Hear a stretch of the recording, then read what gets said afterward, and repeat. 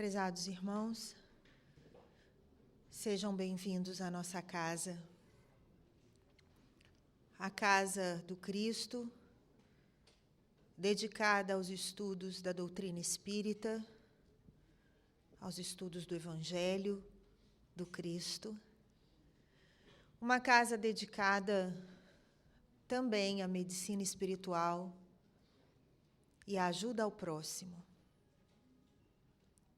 Todos aqueles que se interessam pela literatura espírita vão conhecer um livro precioso chamado Paulo e Estevão.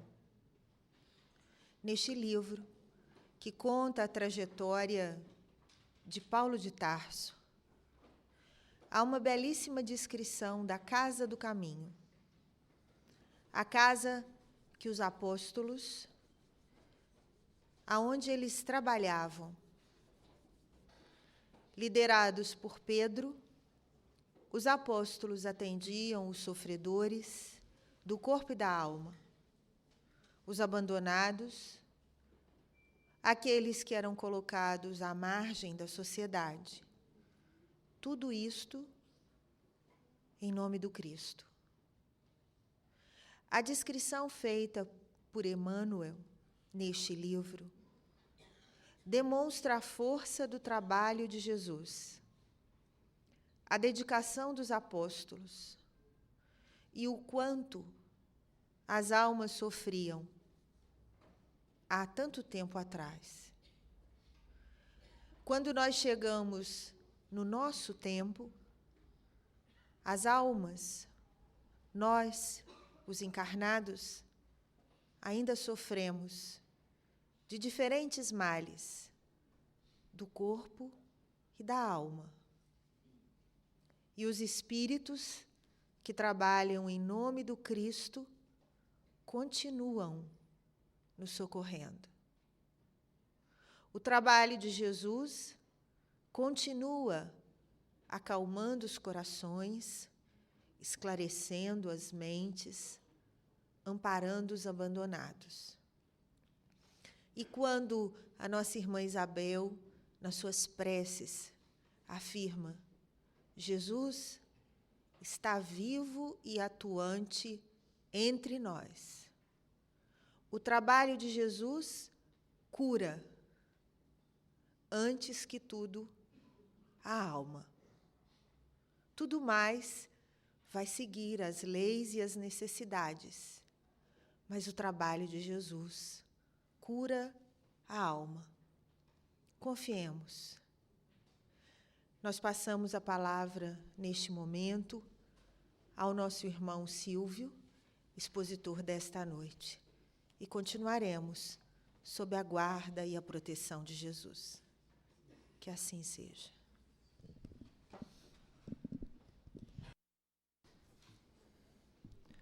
Caríssimos irmãos,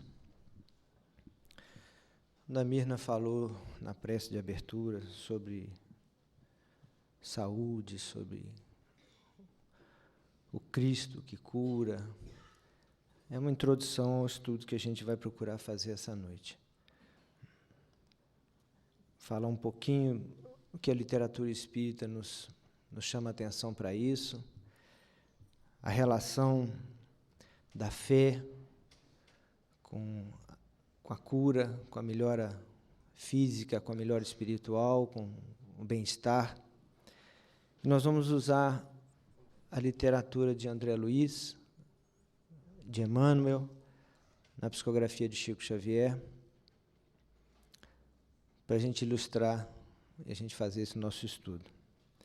Tem uma mensagem de Emmanuel no livro Fonte Viva, uma das obras-primas de Chico Xavier.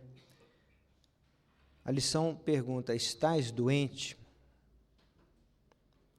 E Tiago nos diz uma frase de Jesus: e a oração da fé salvará o doente, e o Senhor o levantará. Então, desde o tempo de Jesus, ele já nos chama a atenção da relação da fé com a salvação do doente. E nós vamos tentar hoje, na nossa conversa, entender qual é a relação entre fé e saúde, entre espiritualidade e saúde, entre a responsabilidade, a nossa responsabilidade sobre o nosso bem-estar espiritual e físico. Eu vou ler algumas frases da mensagem, e é uma mensagem que todos têm que ler com mais atenção em casa depois. Então, Emmanuel diz o seguinte: todas as criaturas humanas, ou seja, todos nós, adoecemos. Todavia, são raros aqueles que cogitam da cura real. Ele já chama atenção para um aspecto de cura, a cura definitiva, a cura real. Se te encontras enfermo, não acredites que a ação medicamentosa, através da boca ou dos poros, te possa restaurar integralmente. O comprimido ajuda, a injeção melhora. Entretanto, nunca te esqueças de que os verdadeiros males procedem do coração. Do coração, Emmanuel está nos chamando a atenção para as emoções. Então, ele já está chamando a atenção que os verdadeiros males começam nas emoções conturbadas. E quem se emociona não são os neurônios, não é o cérebro. Quem se emociona é o dono do corpo. Quem se emociona é a alma. Nós somos almas encarnadas. Então, Emmanuel já nos está chamando a atenção para os males que começam nas almas em desequilíbrio. Então, qual a relação da fé com isso? Então, a gente já começa a entender que a fé é esse instrumento que nos faz acalmar, que nos faz ter convicção no futuro, fé no futuro, nos apacenta a alma e, por consequência, nos traz equilíbrio. E ele continua: a mente é fonte criadora.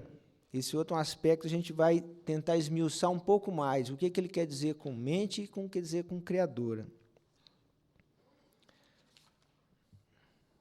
O desalento, por sua vez, é clima anestesiante que entorpece e destrói. Olha as emoções relacionadas com as doenças novamente. O que falar da maledicência e da inutilidade, com as quais nós despendemos tempo valioso e longo em conversação infrutífera, extinguindo as nossas forças? Se estás doente, meu amigo, acima de qualquer medicação, aprende a orar. Olha o conselho de Emmanuel. Se estás doente, acima de qualquer medicação, aprende a orar. E a entender, a auxiliar e a preparar o coração para a grande mudança. A que mudança Emmanuel nos chama a atenção, ou nos concita? A que transformação, a que mudança nós precisamos passar para encontrar a cura real dos nossos males? Que gênio milagroso te doará o equilíbrio orgânico se não sabes calar? Se não sabemos desculpar, se não ajudamos, nem compreendemos, se não nos humilhamos aos desígnios superiores, nem procuramos harmonia com os homens. Então, qual a relação de saúde com saber calar, saber desculpar? Relação da saúde com saber ajudar as pessoas? Vejamos, são todos sentimentos. Emmanuel está o tempo todo nos falando da relação dos nossos sentimentos, das nossas emoções com a doença. E André Luiz depois vai esmiuçar cada detalhe desse. E nos dá a receita, no final da lição. Foge à brutalidade. Enriqueçamos os nossos fatores de simpatia pessoal pela prática do amor fraterno. Busca intimidade com a sabedoria, pelo estudo e pela meditação. Espíritas, amai-vos. Espíritas, instruí-vos. Kardec nos concita, nos estimula, nos mostra o caminho. Não manches teu caminho. Serve sempre. Qual a relação de servir e saúde? Trabalha na extensão do bem. Guarda a lealdade ao ideal superior, que te ilumina o coração e permanece convicto de que se cultivas a oração da fé viva em todos os teus passos, oração da fé viva. Não é rezação, é uma prece que sai do fundo da nossa alma, aquela que é capaz de nos transformar, de mudar rumos. Se a gente cultiva essa oração em todos os nossos passos, no nosso dia a dia, aqui ou além, o Senhor nos levantará. Então, a gente vai tentar ver qual a relação de saúde e essa transformação íntima, a relação da saúde com a prece, a relação da saúde com o espiritismo. Por que trazer esse assunto a uma reunião espírita, ao centro espírita? Porque Emmanuel diz que todos nós adoecemos, mais cedo ou mais tarde. Emmanuel diz o seguinte: é da força viva das ideias que saem as asas dos anjos e as algemas dos condenados. Ou seja, é do que nós pensamos, do que nós fazemos com a nossa capacidade de criar, do que nós fazemos com a nossa capacidade de idealizar. Essa nossa capacidade de produzir energia nos chumba a terra, nos algema a terra, ou nos faz elevar aos céus. Então, o tempo todo a espiritualidade já nos está chamando a atenção para a nossa responsabilidade sobre as nossas vidas. E, por consequência, o bem-estar físico, o bem-estar emocional, a saúde. Emmanuel, no livro Pensamento e Vida, outro livro extraordinário. Somente com um sentimento reto, diz Emmanuel, pode-se esboçar o pensamento reto, sem os quais a alma adoece. Olha aí, ele é taxativo. Pensamento reto, sentimento reto, sem o qual a alma adoece. Pela carência de equilíbrio interior. E, por consequência, a alma doente imprime no aparelho somático, ou seja, imprime no corpo, os desvarios e as perturbações que lhe são consequentes. Ou seja, a doença começa lá na alma em desequilíbrio. Por isso o conselho de Jesus: orai, vigiai. Vejamos que Jesus não trouxe religião. Jesus nos trouxe uma maneira de viver bem. Nós é que, com a nossa teimosia de 2000 anos, não conseguimos ainda ouvir na plenitude a mensagem do Cristo. Emmanuel também, no livro Pensamento e Vida: nossas emoções doentias mais profundas, quais sejam o ódio, o rancor, a mágoa, o remorso, a angústia, quaisquer que sejam, geram estados enfermiços. Então, as emoções geram doença. Por isso tem uma frase da Dona Isabel maravilhosa que diz que o perdão é luz na alma de quem perdoa. A hora que a gente perdoa, se faz luz na nossa alma. A gente se apacenta, a gente se equilibra. Por isso a mensagem de Jesus: perdoa não 7 vezes, mas 70 vezes, 7 vezes. Vejamos que Jesus o tempo todo está nos mostrando o quê? A ter equilíbrio, a enfrentar as adversidades do mundo com equilíbrio, a manter a alma em equilíbrio, não obstante todas as nossas dificuldades. E, por consequência, alcançar a saúde. Por isso, o Cristo é o médico das almas, nosso médico maior. Emmanuel, novamente, no mesmo livro, Pensamento e Vida. É um livro que a gente tem que ter em casa, gente. São só pequenas frases de um livro.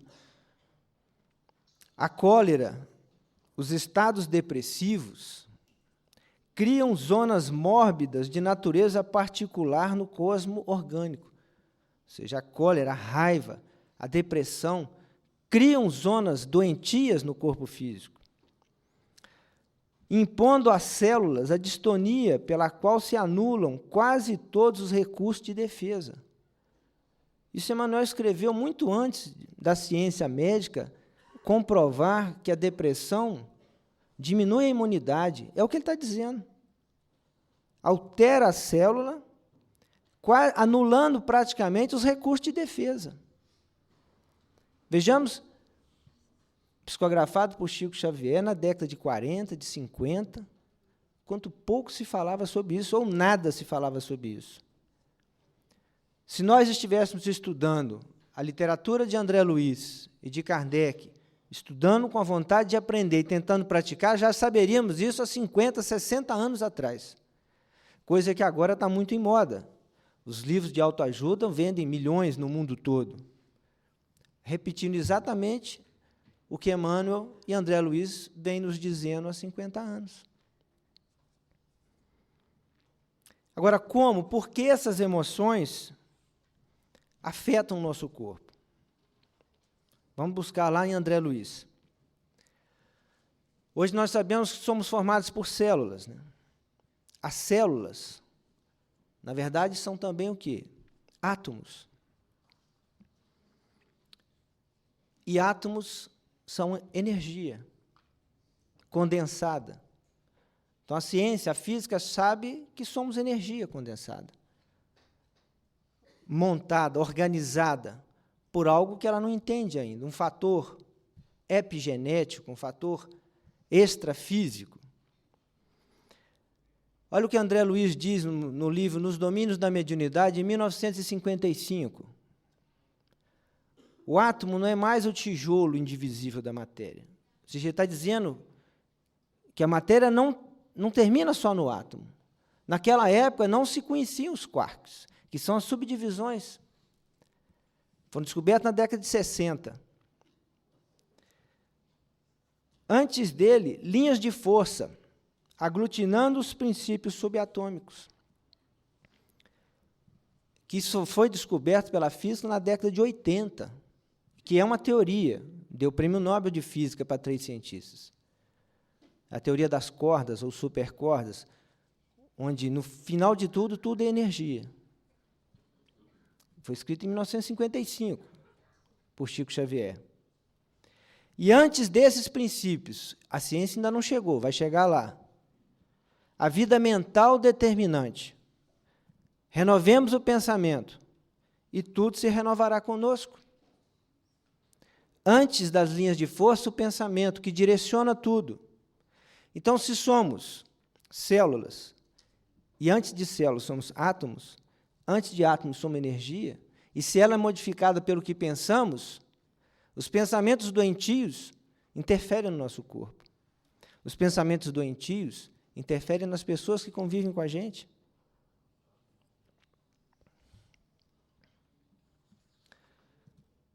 Como diz André Luiz, cada corpo tangível é um feixe de energia concentrada. Cada um de nós é energia.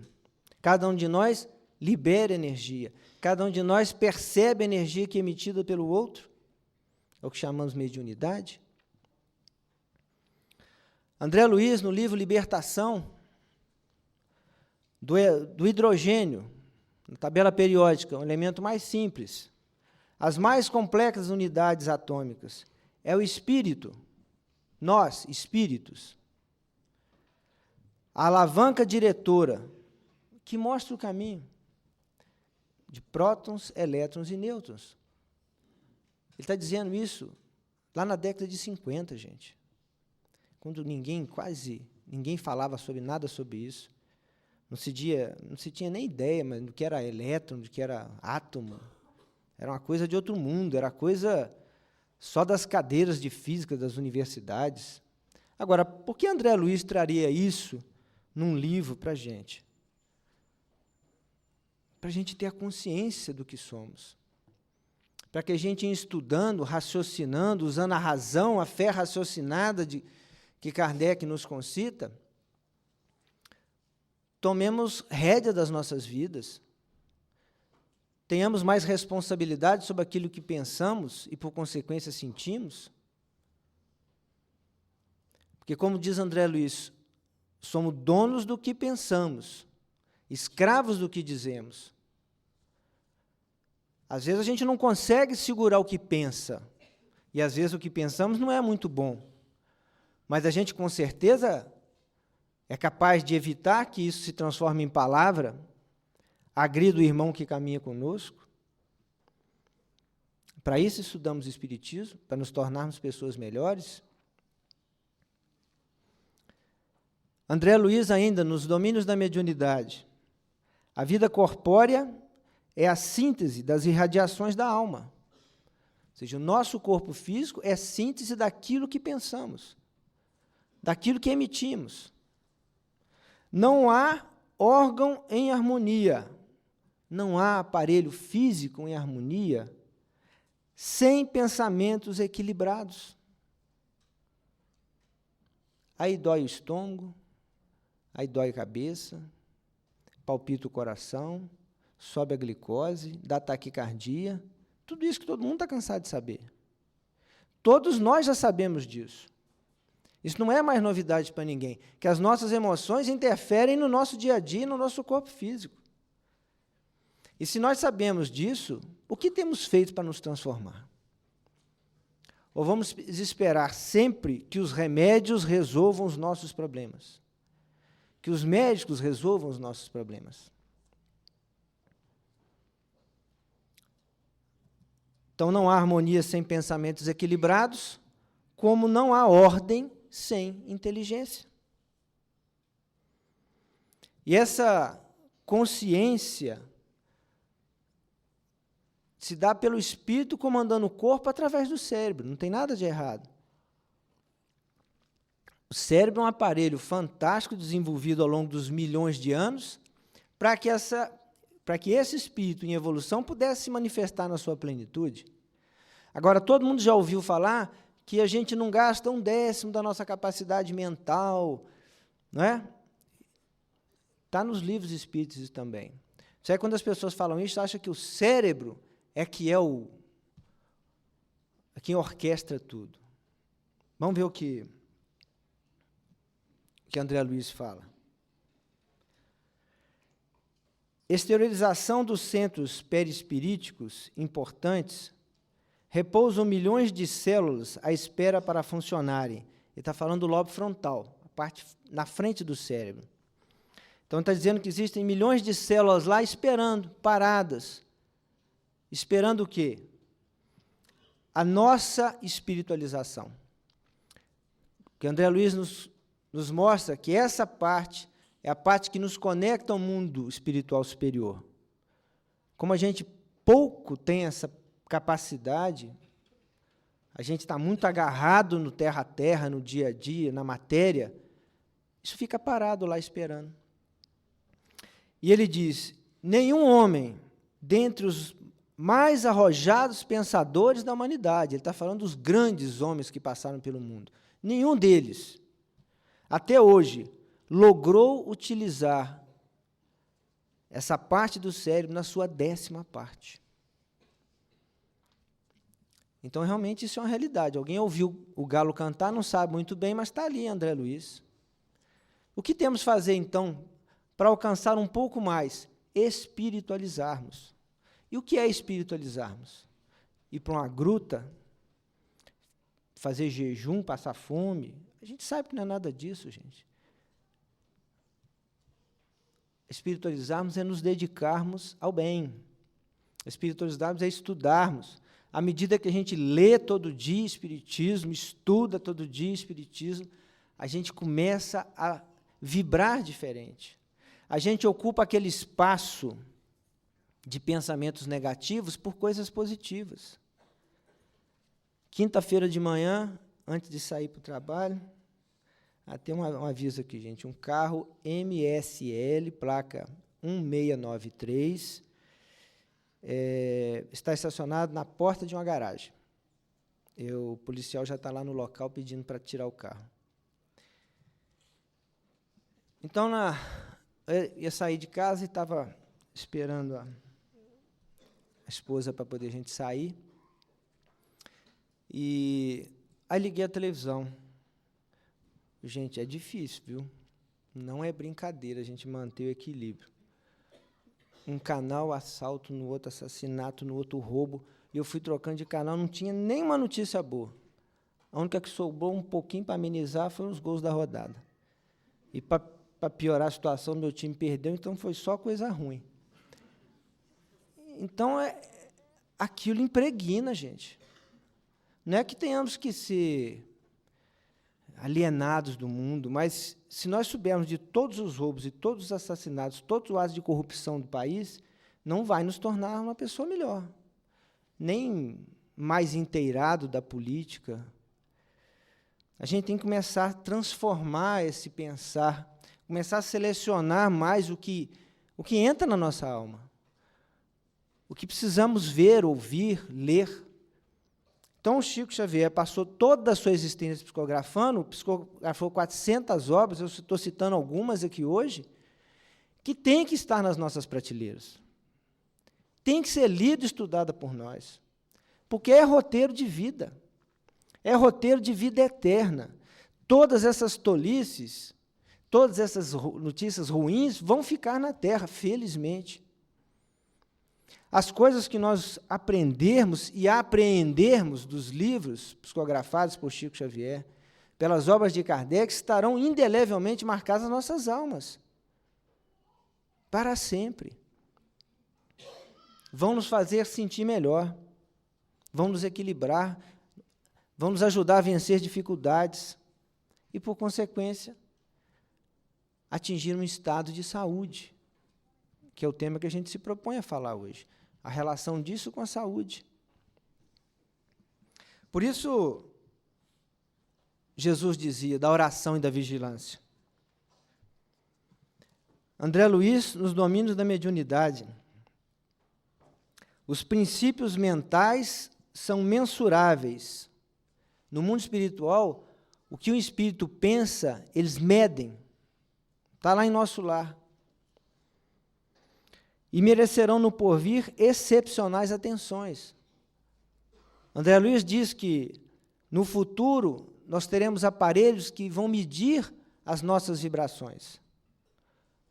Aí vamos entrar num consultório médico e o médico vai medir o quanto emitimos de raiva, de angústia, de ódio, de amor, de fraternidade. Vai nos orientar para equilibrar essas forças, como é feito no mundo espiritual. Vejamos a importância disso com a relação saúde e doença. É fundamental.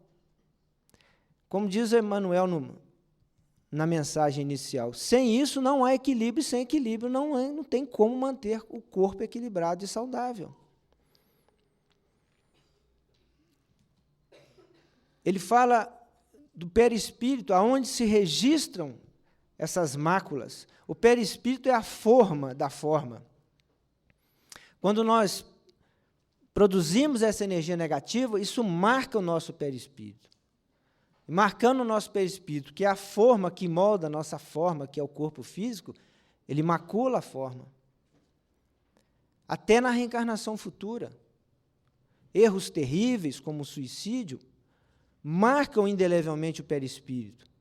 E as pessoas reencarnam com seus erros do passado, marcados no seu corpo físico. Porque se nós não lembramos conscientemente dos nossos erros, e isso é uma bênção de Deus, o esquecimento, senão seria difícil convivermos uns com os outros, pois que erramos muito uns com os outros. Mas os escaninhos das nossas almas, lá no perispírito, não se esquecem. Os reflexos estão vivos na nossa alma, plasmados no nosso corpo físico. Perdoa sempre, nos concita Jesus. E o reflexo de tudo isso, tem um médico americano, Harold Koenig, é um dos maiores estudiosos de espiritualidade e saúde. Há décadas estudam isso nos Estados Unidos, ele e vários outros.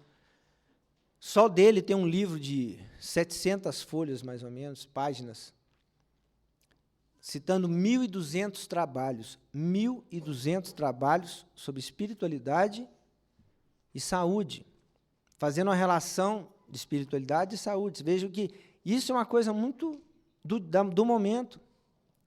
Tem se estudado muito isso. Coisas que André Luiz, através da psicografia do Chico Xavier, vem nos ensinando há 50 anos atrás, quando ninguém falava sobre isso. Ele mostra lá nos seus estudos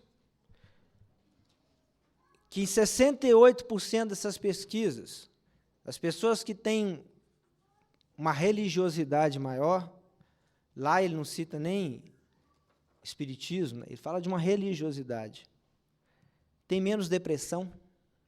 Isso já é um fato estudado, feito por estudo estatístico.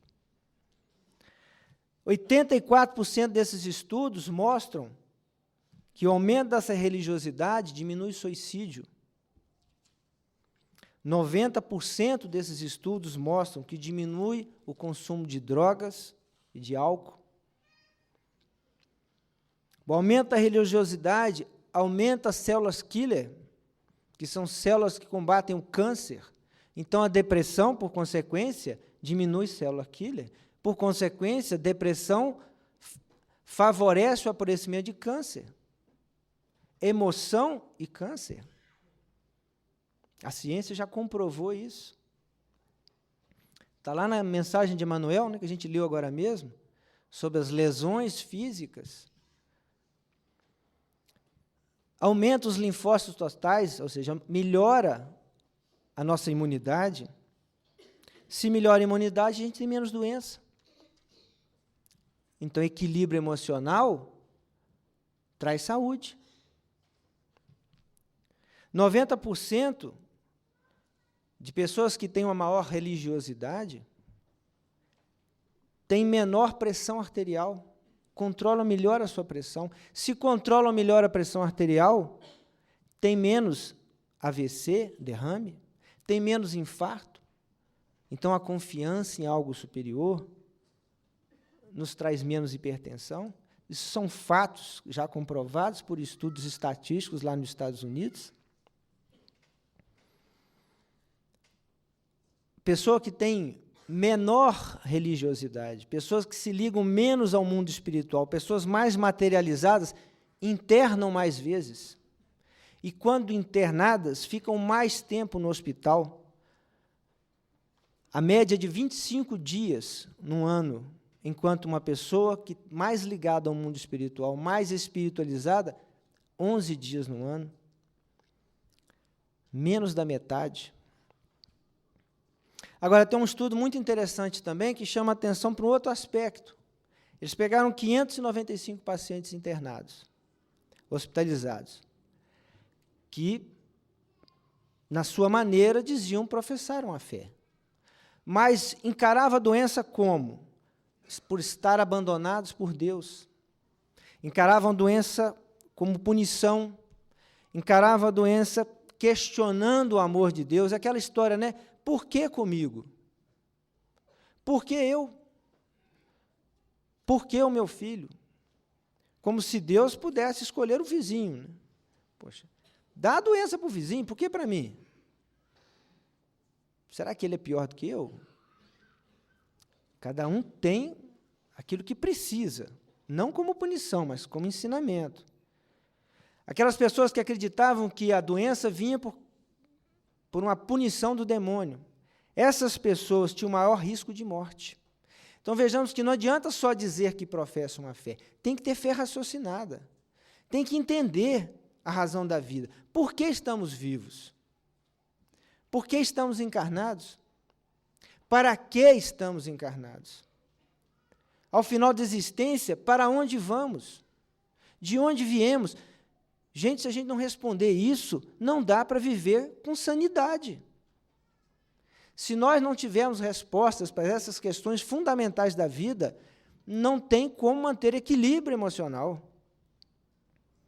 Se nós não entendermos Deus, o que seja Deus, se nós não entendermos um Deus amoroso, justo e bom, se nós não entendermos reencarnação, não dá para viver.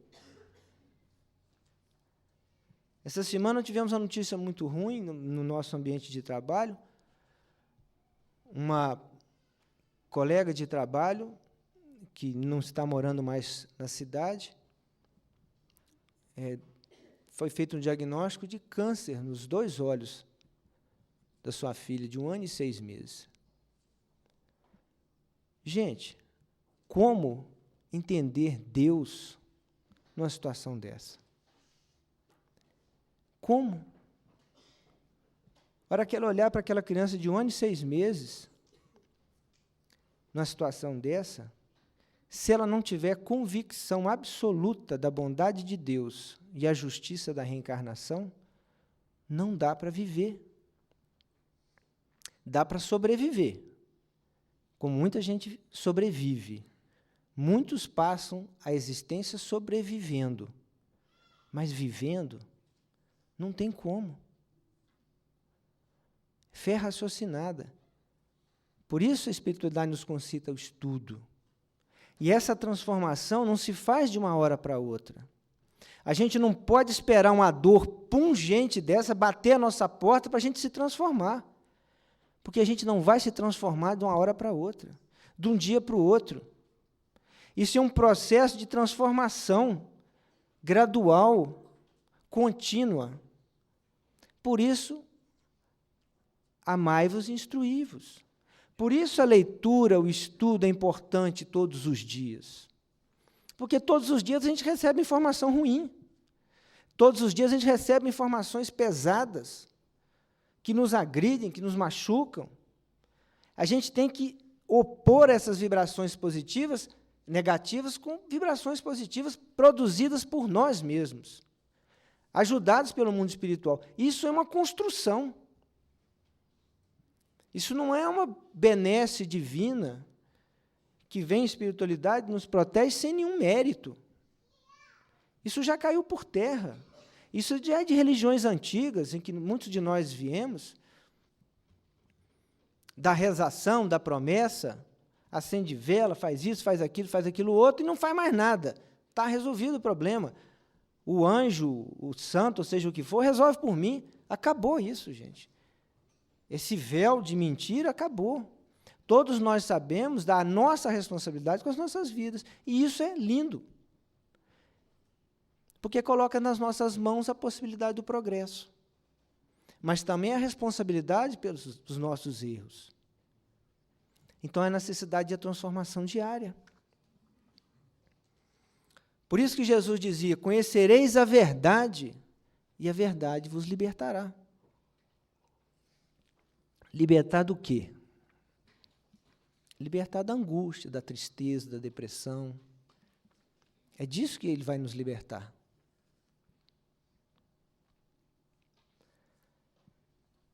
E esse processo de transformação é lento e gradual. Vejamos uma passagem do livro de André Luiz, Entre a Terra e o Céu. Está o Clarencio, todo mundo já leu o livro, um espírito já de um nível de evolução importante, e eles estão vendo 2 espíritos se degladiarem, um processo de obsessão grave. E o André Luiz pede a Clarencio que interfira ali. E o Clarencio fala, eu não consigo. Vamos esperar vir um espírito com a capacidade maior de amar. Olha o que ele diz para André Luiz. Estou habilitado a falar a inteligência. 2 asas, né? A inteligência e o amor. Mas não me sinto à altura de redimir corações. Clarencio está falando isso, gente. Olha que maravilha. Por que maravilha? Porque mostra para a gente a humildade desse espírito em dizer que ele não alcançou ainda esse patamar. Isso é um estímulo para a gente, que a gente acha que, não, eu não consigo isso, não consigo aquilo, mas vai conseguir, com esforço próprio, claro. Ainda não dispõe de sentimento sublimado, suscetível de garantir a renovação da alma. Então, eis que surge o espírito Clara, envolto em luz. E o que Clara disse para o espírito, se não me engano, a Odila? Meu irmão, o que estás fazendo? A hora que ela vê Clara envolta em luz, cai de joelhos e fala, estou me vingando por amor. Ela diz para ela, mas aonde essas 2 palavras se juntam? Vingança e amor. Vejamos, Será que Clarencio, com toda a capacidade intelectual dele, não poderia dizer algo como isso? É claro. Mas não é o que ela disse, é como ela disse. É como numa outra passagem de outro livro, que o Espírito diz, não são vossas palavras que me convencem, é o seu sentimento que me transforma. É essa energia que sai daquele coração, daquela alma. É essa energia que a gente tem que criar dentro de si, que levanta a imunidade, que faz com que as pessoas gostem da gente, de estar perto da gente, levanta o caído do caminho, a energia que fez Jesus curar os cegos, os paralíticos, os coxos, que deu esperança à humanidade, essa energia que já vem de 2000 anos e não se perdeu, e jamais vai se perder, é essa energia que a espiritualidade nos concita a conquistar, conquista individual de cada um. Por isso, André Luiz, voltando a André Luiz, e eu gosto muito de falar da fonte, porque para estimular todo mundo a estudar. André Luiz diz o seguinte, por isso Jesus tinha sobradas razões para recomendar-nos o amor ao inimigo, a oração pelos que nos perseguem e caluniam. Não é isso mera virtude, mas princípio científico de libertação do ser, princípio científico de libertação nossa. Do progresso da alma, do pensamento residem as causas. Do que pensamos reside as consequências do nosso futuro. Época virá, profetiza André Luiz, em que a fraternidade, a compreensão, definindo estados do espírito, serão tão importantes para a mente encarnada, ou seja, para nós, fraternidade e compreensão, quanto o pão, quanto a água, quanto o remédio. Por isso Jesus dizia, vinde a mim todos vós que sofreis, estáis sobrecarregados, eu vos aliviarei. Por quê? Mensagem de 2000 anos, vinde a mim é o que ele falou, é fazer o que ele nos ensinou,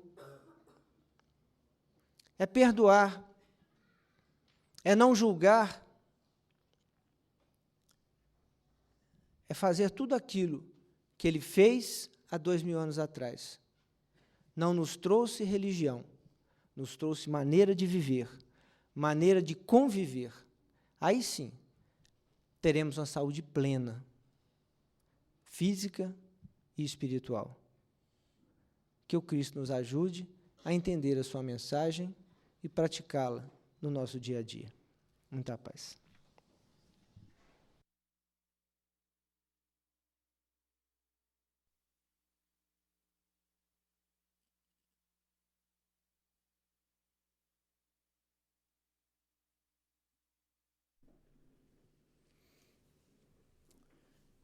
Jesus veio justamente para nos ensinar a vivermos como espíritos eternos, embora no corpo físico passageiro. Realmente é de inteligência, de sabedoria, a doutrina espírita. Nós temos que progredir um pouco para entendê-la. Enquanto nós não progredimos, a misericórdia de Deus vai se fazendo em nosso benefício. Mas isso não nos isenta do dever de progredir. O amparo se faz por bondade de Deus, mas nossa obrigação é progredir, aprender a viver como espírito eterno, buscando os recursos que a doutrina dos espíritos nos traz. Veio Jesus, ensinou, depois que o homem já um tanto mais amadurecido, chegou a doutrina espírita. E a humanidade ainda não está desperta, acordada para as coisas do espírito, que essas coisas acontecem um tanto mais sutil, há necessidade também da sutileza do pensamento, do sentimento, da emoção. A importância é muito grande você se recolher um pouco com a espiritualidade. Você dá um tempinho para a espiritualidade lhe falar ao coração e você ouvi-la, porque ela nos fala, mas geralmente nossos sentidos estão ocupados com as coisas do mundo que nos atraem um tanto mais. Mas nós vamos acordando, sem dúvida, porque aqui estamos para a evolução, para o progresso espiritual, para conquistarmos o direito de sermos felizes. Fomos criados por Deus para isto. E o mundo nos perturba bastante, porque nos conforta a indolência, a insegurança das coisas espirituais. O mundo nos dá um pouco de distração e nós vamos nos distraindo com as coisas passageiras do mundo. E chega o momento em que nós precisamos da bagagem espiritual. É a maioridade que chega e nós começamos a nos preocupar. A quem pedir? Onde buscar socorro? Quando já não existe mais o socorro nos recursos da terra. Ninguém mais pode me ajudar. E eu me vejo, eu, com os meus próprios valores, com a minha própria compreensão, com os meus próprios recursos, não tem jeito. Aí nós temos que apelar para a espiritualidade superior, apelar para Deus, o nosso Pai, para Jesus, o nosso Mestre, que ainda há uma confusão, que Jesus é Deus e que Deus é nosso Mestre. Não é assim. Deus é nosso Pai amantíssimo. Jesus é o nosso Mestre. Jesus é o Filho de Deus. Aquele filho obediente, amigo, leal, que cumpriu e cumpre a vontade de Deus em todos os tempos, em todos os momentos, em todas as situações e circunstâncias. E nós precisamos chegar lá. Estamos demorando, mas vamos chegar. Vamos ter todo o tempo necessário para que nosso espírito seja leal ao Criador e Pai. E a doutrina nos ajuda, nos equilibra, nos orienta, nos fortalece nas horas difíceis, nos dá o equilíbrio nas horas de sucesso, nos ensina a amar e a perdoar, a ajudar sem exigir, nos ensina a querer bem a quem quer que seja. E é uma beleza a vida por esta ótica. Sem doutrina espírita, não adianta. Pode cantar, pode gritar, pode falar todos os idiomas, que nós estaremos sempre pisando no chão frio da indiferença. Nós precisamos alçar voo espiritual pelo amor, pela força da compreensão, do perdão, da ajuda ao nosso semelhante. É uma força de progresso muito grande, o trabalho de fraternidade. Aquele que começa na alma, no coração sensível à dor do próximo. Jesus encontrou tanta dificuldade de falar em Deus, de falar em perdão. Foi esse o crime de Jesus diante de Pilatos. Deus, o meu Pai, ama o imperador da mesma forma que ama todo este povo. E Pilatos não aceitou? Como? Como o seu Deus ama o nosso imperador, ele é o nosso Deus. E seu Deus ama o nosso imperador da mesma medida que ama estes párias, esses pobres ignorantes, aí está o seu erro. Se você se retratar diante desta multidão, se você disser que está errado, você se salva da cruz. E Jesus deu um passo à frente para junto de Pilatos, sereno, com um olhar firme, penetrante no olhar de Pilatos. E Pilatos lhe perguntou: verdade? E o que é verdade?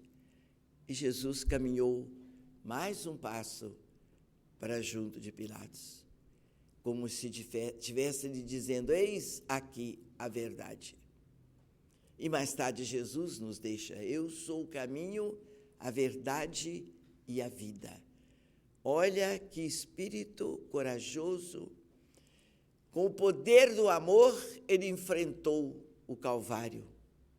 Com o poder do perdão incondicional, ele orou a Deus por nós: perdoai-lhes, Pai, não sabe o que fazem.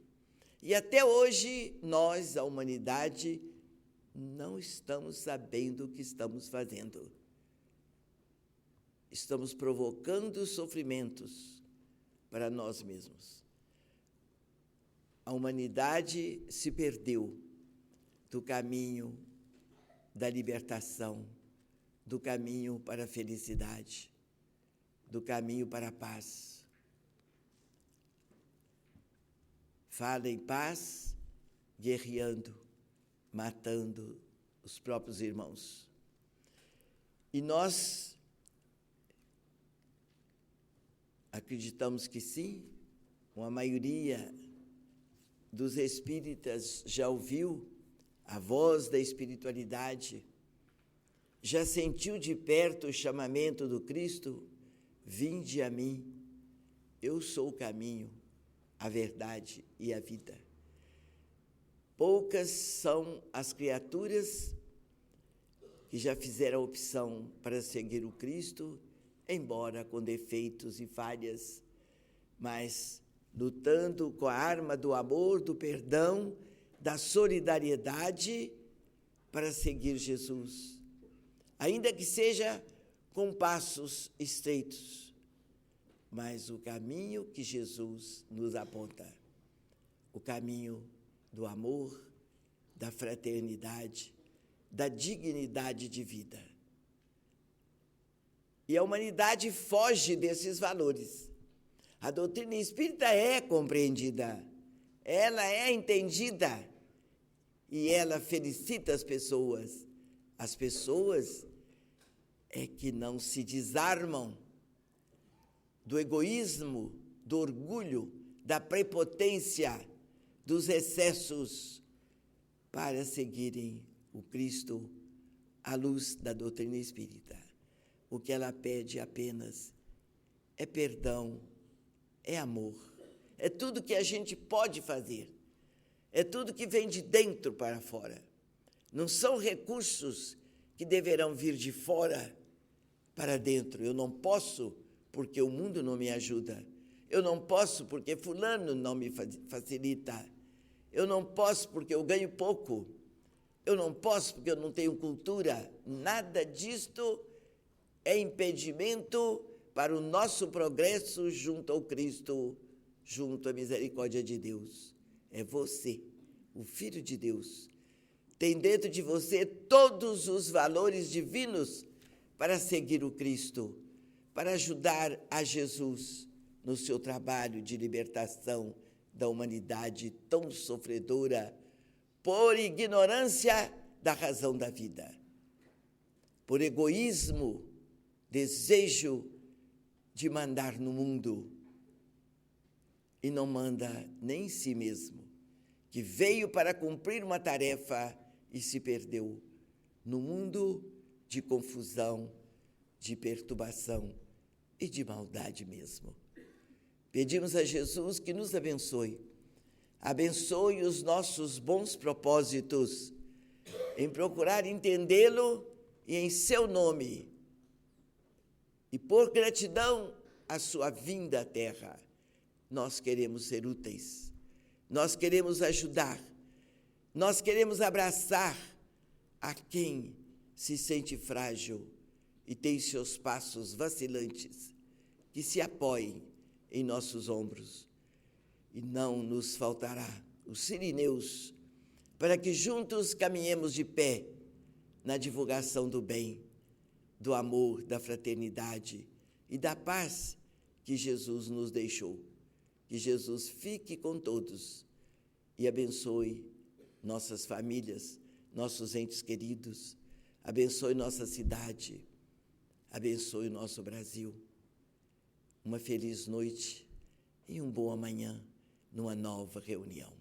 Que assim seja. Graças a Deus.